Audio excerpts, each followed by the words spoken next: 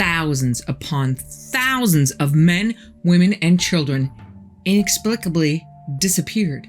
Their last known locations? Concentrated pockets within the vast expanses of national parks and forests, stretching across the United States, Canada, and the world. They seemingly evaporated into thin air, leaving no footprints, no evidence, no trace.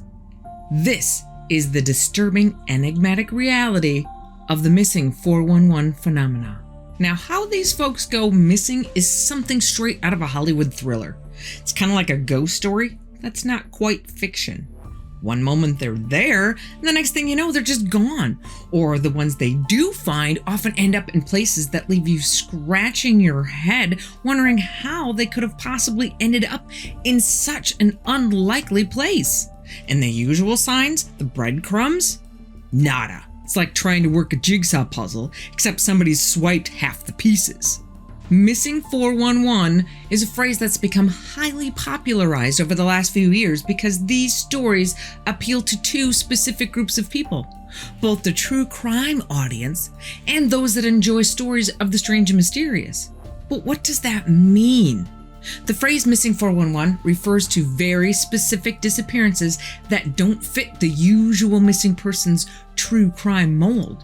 There's usually some kind of high strangeness that goes along with it, and a highly unusual pattern of circumstances. The man responsible for the term missing 411 entering into our lexicon, the legendary David Paulides, started his career as a detective in sunny San Jose, California, spending time in the street crimes department doing everything from decoy work to SWAT, vice, and a bunch of assignments in the detective division. Honed his ability to identify patterns, dig into the details, and do some serious critical thinking.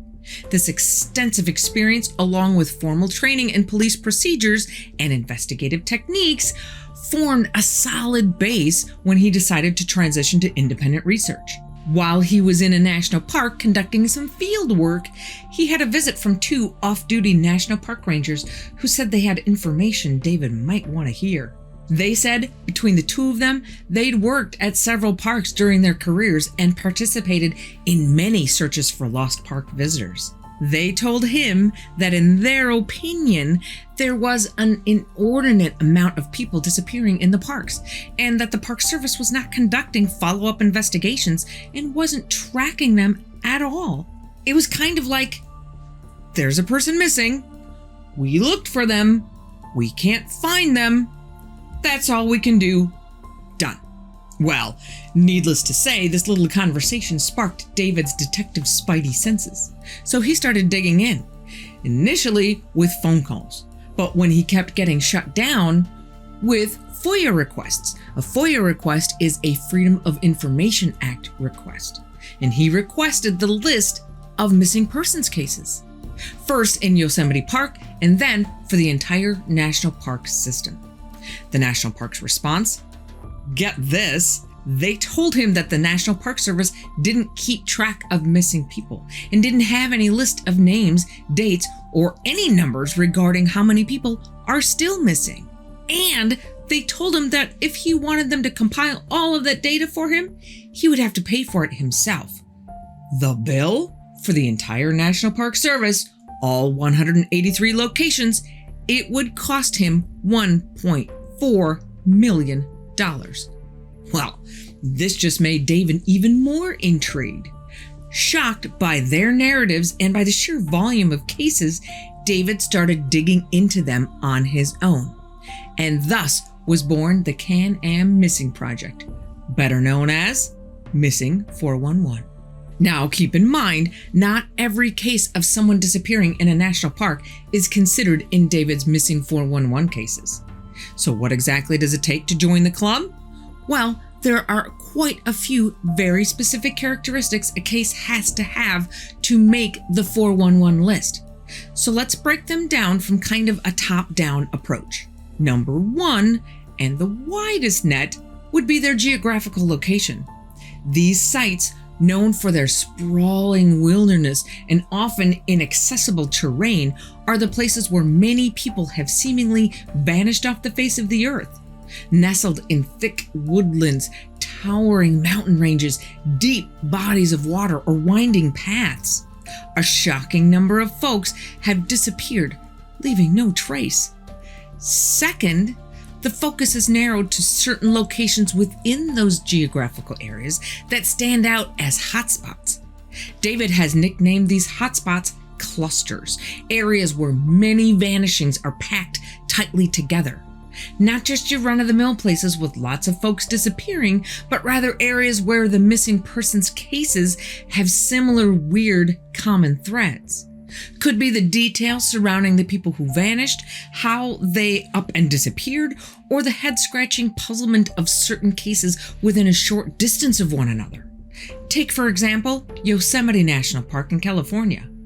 This place has a seriously unsettling number of these cases, with folks often last seen a minute or two beforehand by their friends, then poof, they're gone. Take the story of Kieran Burke. He was a 44-year-old man who had flown to San Francisco from Dublin, Ireland, just to see Yosemite. He was an avid hiker and had even hiked in the Himalayas, so I think it's fair to say he was experienced. But on April 5th, 2000, he hiked into the woods near the Curry village, never to be seen again, and not a trace of him has ever been found. Another hotspot is the Great Smoky Mountains National Park, nestled between North Carolina and Tennessee. Here, you've got experienced hikers and outdoorsy types up and disappearing under very strange circumstances, leaving no trace despite massive search efforts. Like Mark Hansen, who in 1975 went hiking with two of his buddies. The three hiked often and planned this particular hike as a test of their endurance. Weather conditions got rough and Mark and his buddy were forced to bed down for the night right on the trail. The next morning, Mark was nowhere to be found and hasn't been seen since, which leads us to our next qualifier. It's not just the quantity of the vanishings, it's the mysterious nature of them. The key term here is mysterious. These are not just your run-of-the-mill missing persons cases where someone got lost, fled, or suffered an accident. These are uncanny factors involved that make these disappearances tough to comprehend. The cases filed under the Missing 411 label usually revolve around individuals who were amidst others one moment and then gone the next with no warning or explanation, often within the blink of an eye or just a short distance. These vanishings take place despite the seemingly normal and safe conditions that precede them.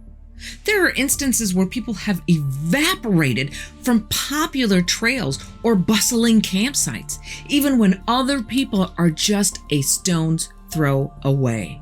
For example, Trenny Gibson was a 16-year-old girl out on a hike in the Great Smoky Mountain National Forest with her classmates in 1975. She was with a group of people on a very well-defined trail and then just went a little ahead and then vanished.